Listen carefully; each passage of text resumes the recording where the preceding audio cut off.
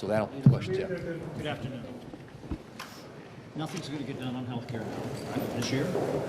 And what makes anyone think, based on the experience last week, that anything could get done next year, especially considering that this is always one of the most meddlesome policy issues in the building?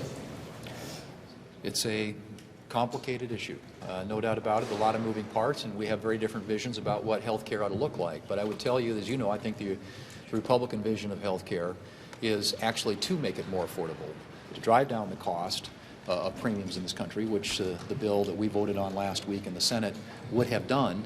And in the contrary view of that, the Democrat proposal, as you know, that was voted on, was a simple extension of a program that is rife with waste, fraud, and abuse, and extends a program at a cost of $83 billion to the American taxpayer, and continues to drive premiums higher and higher and higher. I mean, our views on health care and the Democrat views on health care are very different.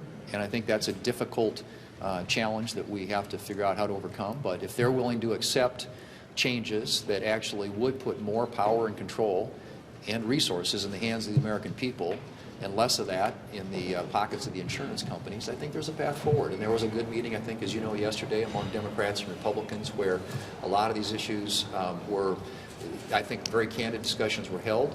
But you're right, we're not going to pass anything by the end of this week. But I do think there is a potential pathway in January if Democrats are willing to come to the table with things that actually will drive down the cost of health care.